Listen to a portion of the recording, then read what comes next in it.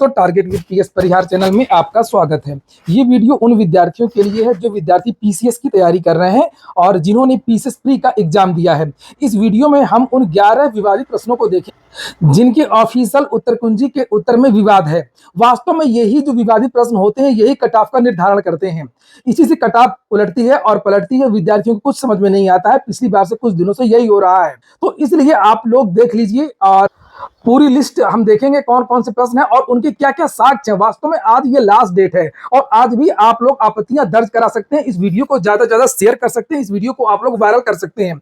यहाँ पर आप लोगों ने देखा भी होगा विवादित प्रश्नों को लेकर के आज के पेपर में दिया हुआ है कि उत्तर प्रदेश लोक सेवा आयोग ने 315 विशेषज्ञों को हटा दिया है। इसके पहले भी लोक सेवा आयोग विशेषज्ञों को हटा चुका है, लेकिन होता कुछ भी नहीं है। इसलिए आप लोग ज्यादा से ज्यादा जो है आपत्ति दर्ज करवाए। तो अभी हम सारे साक्ष्य वगैरह देखेंगे, लेकिन आगे बढ़ने से पहले एक सूचना विद्यार्थियों के लिए जो विद्यार्थी यूपी पीसीएस अथवा बिहार पीसीएस की तैयारी कर रहे हैं उन विद्यार्थियों के लिए एक दीपावली ऑफर है पीडब्ल्यू यूपीपीएससी वाला बीपीएससी वाला में। जैसे आप लोग यहाँ पर देख सकते हैं यूपीपीएससी के जितने भी बैचेस हैं उसमें 80% तक की छूट दे दी गई है इस समय, और बीपीएससी के जो भी बैचेस हैं उसमें 75% तक की छूट दी गई है। इसमें एक चीज और कि अगर आप लोग कोई कोर्स परचेज करेंगे इसमें एक कोड लगा देंगे PSP 500 तो आप लोगों को और अधिक एक्स्ट्रा छूट इसके अलावा भी मिल जाएगी। ये बड़ी संस्था है और यहाँ पर इनकी जो फीस है वो इस समय बहुत कम कर दी गई है। यहाँ पर आपको वो सारी चीजें मिलती हैं जो तैयारी करने के लिए आवश्यक होती हैं, जैसे लाइव क्लासेस मिलते हैं, रिकॉर्डेड वीडियोस मिलते हैं, पीडीएफ सामग्री मिलती है, क्लास नोट्स मिलता है, डाउट क्लियरिंग सेशन चलता रहता है। किसी भी प्रश्न पर, किसी भी टॉपिक पर कोई भी डाउट हो तो आप लोग किसी भी समय क्लियर कर सकते हैं। यहाँ पर देख सकते हैं बहुत सारे बैच हैं सक्षम 2.0 के नाम से इंग्लिश मीडियम के विद्यार्थियों के लिए, और प्रथम 2.0 के नाम से है ये हिंदी माध्यम के विद्यार्थियों के लिए ये बैच, फाउंडेशन बैच है ये दोनों। और जेपीएससी के लिए भी यहाँ पर बैच स्टार्ट हो चुके हैं, 14वीं जेपीएससी का आप देख सकते हैं। यहाँ पर हम यूपीपीएससी के भी कुछ बैचेस नीचे देखते हैं, आप लोग यहाँ पर देख लीजिए यूपीएससी की बैच में जो छूट चल रही है 80%।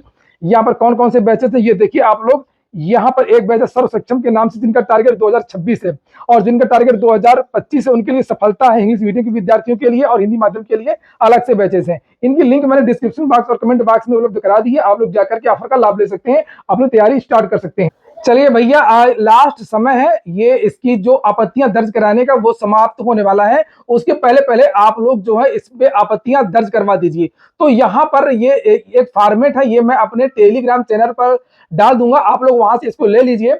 और यहाँ पर देख सकते हैं पूरा क्रम से ये बताया गया है, पूरी पीडीएफ है, ये देख सकते हैं आप लोग। क्वेश्चन नंबर 1 आ चुका है हमारे सामने। अटल सुरंग के संदर्भ में निम्नलिखित में से कौन सा कथन सही है। और नीचे यहाँ पर ये दिया गया है कि ये यहाँ पर ये बारकोड जो आंसर की जारी हुई थी उसके अनुसार केवल 2, जबकि छात्रों का कहना कि इसके 2 ऑप्शन सही हैं। क्योंकि इस बार बहुत ज्यादा इस तरीके के प्रश्न पूछे गए थे पीसीएस में, पहला सही है, दूसरा सही है, पहला दूसरा तीसरा सही है। इससे विद्यार्थी तो परेशान हुए, विद्यार्थी तो चकराए बहुत ज्यादा।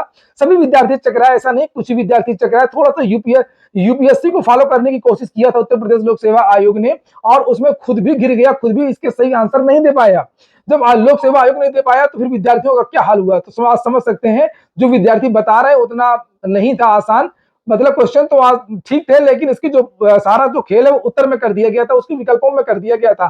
तो ये जो साक्ष्य है ना, साक्ष्य की देखिए पूरी पीडीएफ, बहुत सारी लिंक वगैरह ये यहाँ पर इस तरह से दी गई है। ये मैं सेम पीडीएफ पूरी मैंने टेलीग्राम पर डाल दी है, और जितनी ज्यादा विद्यार्थी आपत्तियां दर्ज कराएंगे उतना ज्यादा ही लोक सेवा आयोग उसको कंसीडर करेगा कि हाँ यार कुछ बात तो है। इस क्वेश्चन में 500 आपत्तियां आई है, इस क्वेश्चन में 1000 आपत्तियां आई है, तो पहले इसी तरीके से वरीयता क्रम के अनुसार वो उस पर ध्यान देगा और उस पर बदलाव करने की कोशिश करेगा। तो ऐसा नहीं, आप ज्यादातर विद्यार्थी तो ये सोचा करते हैं कि यार किसी ने तो कर ही दिया होगा, किसी ने तो कर ही दिया होगा। ये बहुत गलत बात है, ऐसा आप लोग बिल्कुल ना किया करिए। ज्यादा से ज्यादा विद्यार्थी आपत्तियां दर्ज करवाए, अपना नैतिक कर्तव्य निभाए, नहीं तो फिर धरना देंगे, प्रदर्शन करेंगे, आंदोलन करेंगे, सर ये करिए, सर वो करिए। फिर बाद में कुछ होता नहीं है, जब चिड़िया चुग गई खेत, आप जानते हैं। और फिर कुछ होता नहीं है, क्या हुआ, अब रिजल्ट तो जारी हुआ था ना 2024 वाला, कुछ नहीं हो पाया। आरओ वाला देख लिया आपने, आरओ में क्या हुआ, कुछ नहीं कर पाए बाद में आप लोग।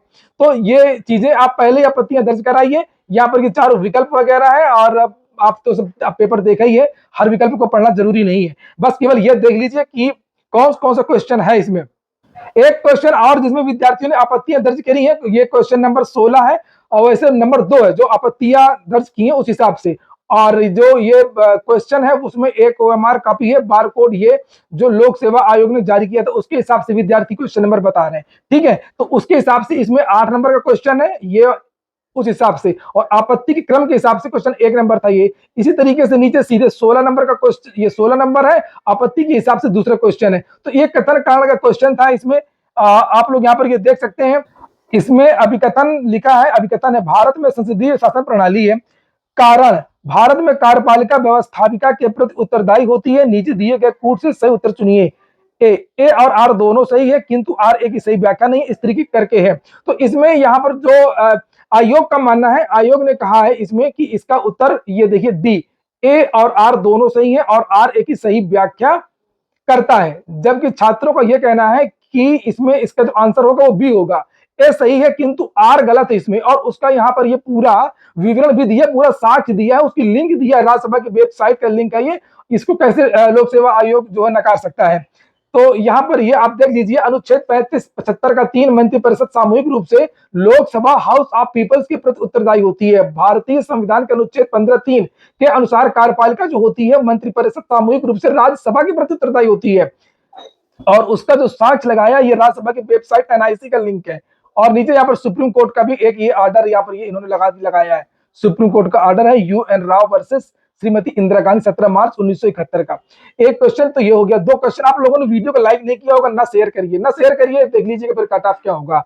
और यहाँ पर ये देखिए, फिर आप ये कहेंगे कि सर मेरा 82 था, मेरा नहीं हुआ, 72 वाले का हो गया। ऐसा ही होता है यहाँ पर। और ये देखिए, आप दूसरों के भरोसे बैठे रहेंगे तो यही होगा। ये भी एक कथन कारण वाला क्वेश्चन है, इसको भी आप लोग देख लीजिए। और इसमें भी वही है कि ए आर दोनों सही है, आर ए की सही व्याख्या, इस टाइप के जो क्वेश्चन आते हैं ना, उसी तरीके का देख लीजिए क्या था। भारत विश्व का दूसरा बड़ा मोबाइल गेमिंग बाजार है। कारण नीचे लिखा हुआ है कि भारत में 95,950 मिलियन से ज्यादा इंटरनेट उपभोक्ता है। 95,950 मिलियन से ज्यादा इंटरनेट उपभोक्ता है। नीचे दिए गए विकल्प में से उत्तर चुनिए। ए आर दोनों सही है, तो इसका यहाँ पर ये इसने जो उत्तर माना है ए और आर दोनों सही है, आर ए की सही व्याख्या करता है। और यहाँ पर छात्रों का ये कहना है कि ए आर दोनों सही है किंतु आर ए का सही व्याख्या नहीं करता है। और उसका यहाँ पर ये बताया है कि भारत डाउनलोड की संख्या के हिसाब से दुनिया का दूसरा सबसे बड़ा गेमिंग बाजार है। इसके विशाल उपभोगकर्ता 950 मिलियन से अधिक इंटरनेट उपयोगकर्ता के कारण है। और इसका भी साक्ष्य ये छात्रों ने ये लगाया है 2-3 ये न्यूज, ये देख सकते हैं आप लोग, डीडी न्यूज भी लगा दिया है, सरकारी न्यूज है, बात सही भी है। चौथा क्वेश्चन देख लीजिए, और जो सीरीज की आंसर की जारी हुई थी उसके हिसाब से 18वां क्वेश्चन है ये।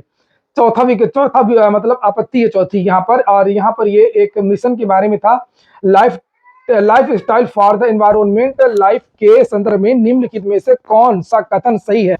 आगे लिखा है, इसे जून 2022 में लॉन्च किया गया था। इसके विचार को मैड्रिड स्पेन में COP25 में प्रस्तावित किया गया था। नीचे दिए गए ए आर सही, पहला दूसरा, ना तो पहला ना तो दूसरा, केवल एक। तो इसका जो विकल्प केवल एक माना है। छात्रों का कहना है कि ना तो एक सही है और ना ही दूसरा सही है। और इसका जो रिकॉर्ड है वो ऑनलाइन PIB की जो ऑफिशियल वेबसाइट है वहां से दिया है, नीति आयोग की वेबसाइट में भी दिया है, और moef.gov.in यहाँ पर भी दिया है। और यहाँ पर CMO गुजरात में बहुत सारे साक्ष्य विद्यार्थियों ने लगाए एक प्रश्न की। तो आप लोगों को कुछ नहीं करना है, आपका पूरा बना बनाया मटेरियल है, पूरा सब कुछ मैंने यहाँ पर दे दिया है। छात्रों ने पूरा इकट्ठा किया, कलेक्ट किया है, और इसको मैं डाल दे रहा हूँ टेलीग्राम पे, मैंने डाल दिया। आप जाकर के देखेंगे तो आपको वहां ये मिल जाएगा। और दबा के ज्यादा ज्यादा विद्यार्थी इस पर जो है ऑनलाइन आपत्ति दर्ज करा सकते हैं आप लोग। एक और क्वेश्चन है यहाँ पर, ये देख लीजिए, निम्नलिखित में से कौन निर्धनता का सामाजिक संकेतक नहीं है। निरक्षरता, सुरक्षित रोजगार के अवसर, घर का आकार। और इसमें 1 और 2, 3 और 4 के ये वाकई कट ऑफ घुमाएगी बहुत ज्यादा।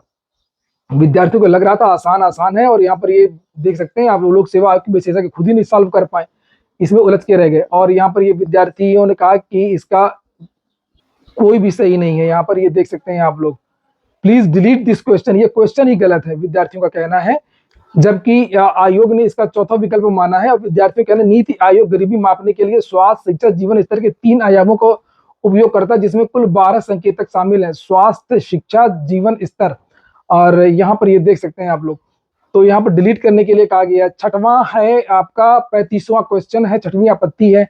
और इसमें लिखा है कि भारत में उत्तर भारत में जल विद्युत के संदर्भ में निम्नलिखित में से कौन सा कथन सही है। और नीचे लिखा, भारत क्षेत्र में जल विद्युत की विशाल संभावनाएं। हिमालय क्षेत्र में पूर्वी उत्तर प्रदेश और बिहार इस क्षमता का उपयोग नहीं कर सकते, क्योंकि उनमें उत्तर में स्थित हिमालय नेपाल की सीमा में आता है। केवल दो, एक और दो दोनों, ना तो एक ना तो दो और केवल एक। तो इसका इन्होंने उत्तर माना है एक और दो दोनों। इन्होंने कहा कि केवल एक, और उसका यहाँ पर साक्ष्य भी दिया है। क्यों नहीं कर सकता, बात सही है। उत्तर प्रदेश और बिहार क्यों नहीं इसका उपयोग कर सकते हैं? तो बिल्कुल कर सकते हैं। लिखा पूर्वी उत्तर प्रदेश नेपाल, ये कथन सही नहीं है। बिहार में कई जल विद्युत परियोजनाएं और पूर्वी गंडक, कोसी, सोन, ये सब लिखा हुआ है। नई परियोजनाएं निर्माणाधीन है, अरवल, औरंगाबाद, रोहतास वगैरह।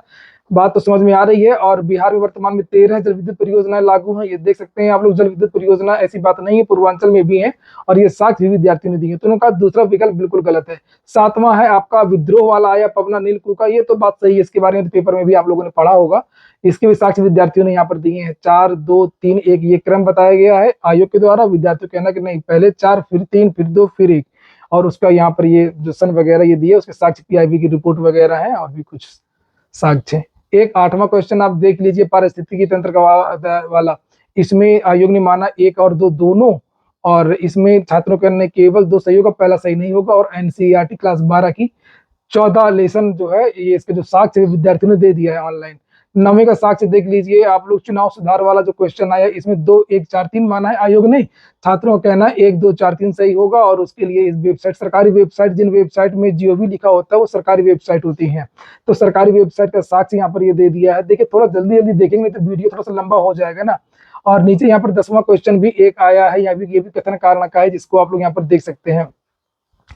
मानव त्वचा से पसीने का वाष्पीकरण शरीर की गर्मी को नष्ट कर देता है। और नीचे ये रीजन लिखा, गर्म दिन में उच्च आर्द्रता से परेशानी बढ़ जाती है। और नीचे दिए गए में उत्तर चुनिए। ए आर दोनों सही है, आर की सही व्याख्या है। इसी तरीके से इसमें इनका ये कहना है कि ए आर दोनों सही है, किंतु आर ए की सही व्याख्या नहीं करता है, आयोग का कहना है। छात्रों का कहना है ए आर दोनों सही है और आर ए की सही व्याख्या भी कर रहा है। तो देखते हैं जरा थोड़ा सा क्या है। आर, गर्म दिन में उच्च आर्द्रता, बिल्कुल सही बात है। उच्च आर्द्रता होती है, उससे परेशानी बढ़ती है, तो उसमें क्या गलत है भाई? सही तो है, व्याख्या भी तो कर रहा है उसका। वाष्पीकरण शरीर गर्मी को नष्ट कर देता है। हाँ, इसमें तो मुझको 50-50 लगता है। इसमें मुझे नहीं लगता कि बहुत ज्यादा राहत मिलेगी, क्योंकि आर ए दोनों सही है, मगर व्याख्या वाली बात से थोड़ा सा ज्यादा मजा नहीं आ रहा कि ये व्याख्या किस तरीके से कर रहा है। मानव त्वचा से पसीने का वाष्पीकरण शरीर की गर्मी को नष्ट कर देता, बात सही है। इसमें तो नहीं लगता है कि कोई खास फायदा मिलेगा। और अगला क्वेश्चन देखते हैं 11। आप लोग देख लीजिएगा अपने हिसाब से, मैंने साक्ष्य बता दिए, जो विद्यार्थी ने जो साक्ष्य यहाँ पर ये कुछ दिए हैं, यहाँ पर ये देख सकते हैं। अब यहाँ पर अगला जो क्वेश्चन है 11वां क्वेश्चन देख लीजिए आप लोग। ब्राजील के संदर्भ में निम्नलिखित में से कौन सा कथन सही है? ब्राजील के भूमध्य रेखीय वर्षावनों को सेलवास कहते हैं, और यहाँ की गहरे काले रंग की उपजाऊ भूमि को टेरा रोक्सा कहते हैं। और केवल 2 1 2 दोनों सही है, ना तो 1 ना तो 2। इसमें क्या माना है इसने दोनों, 1 और 2 दोनों सही है। इसने छात्रों को कहना कि इसका केवल 1 सही होगा, कि ब्राजील के भूमध्य रेखीय वर्षावनों को सेलवास कहते हैं।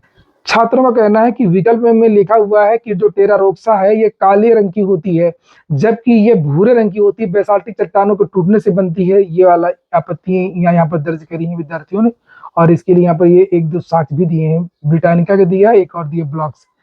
तो ये साक्ष्य दिए गए हैं, और जो भी आप लोगों को सही लगे आप लोग उसको देख लीजिए। मैंने दोनों, ये जितने भी साक्ष्य हैं, ये अलग से भी साक्ष्य मेरे पास, ये आप लोग यहाँ पर ये देख सकते हैं। सभी प्रश्नों के साक्ष्य ये देखिए। अगर आप लोग इसको ऑफलाइन जमा करना चाहते हो तो ये आप देख सकते हैं, एक एक क्वेश्चन का ये सारे साक्ष्य हैं, जितने भी हैं 37 पेज का, ये देखिए आप लोग। तो आप लोग इसका वहां पर जाकर के लोक सेवा आयोग में भी आज जमा कर सकते हैं, और ऑनलाइन तो है ही है। तो ठीक है दोस्तों, फिलहाल ये हो गया आज का वीडियो आपको अच्छा लगा हो, ये काम का हो तो लाइक अवश्य कर दें। एक बार फिर से फीडबैक के लिए कमेंट बॉक्स में बता दीजिए कि आपके कितने प्रश्न रिवाइज आंसर की से आपके सही हो रहे हैं। पूरा वीडियो सुनने के लिए बहुत बहुत धन्यवाद। हाँ, टेलीग्राम चैनल के लिंक मैंने अपने वीडियो के डिस्क्रिप्शन में, इसी वीडियो के डिस्क्रिप्शन में उपलब्ध करा दी है। करें कि पीसीएस का रिजल्ट कब तक जारी होगा, तो पीसीएस का रिजल्ट आप लोगों का दिसंबर के महीने में जारी हो जाएगा। हो सकता है कि नवंबर लास्ट में भी जारी कर दे, लेकिन ज्यादा संभावना यही है कि आपका जो रिजल्ट है वो 15 दिसंबर के पहले पहले जारी हो सकता है। पदों की संख्या की बात करें तो पदों की संख्या के बारे में अभी भी जो जानकारी मिली है कि 700 हुई है। क्योंकि लोक सेवा आयोग में अब जो है नई भर्ती की तैयारी हो रही है, जनवरी के महीने में पीसीएस की नई भर्ती का विज्ञापन जारी हो सकता है। कट ऑफ के बारे में वही अभी भी है जो मैंने आप लोगों को पहले बताया था कि 87 से लेकर के 90 तक के जो विद्यार्थी, जिन पर विद्यार्थियों का 87 प्रश्न से लेकर के 90 प्रश्न तक सही है, जो विद्यार्थी सामान्य वर्ग के हैं, वो विद्यार्थी मुख्य परीक्षा की तैयारी करते रहे। आज की वीडियो में इतना ही। पूरा वीडियो सुनने के लिए बहुत बहुत धन्यवाद।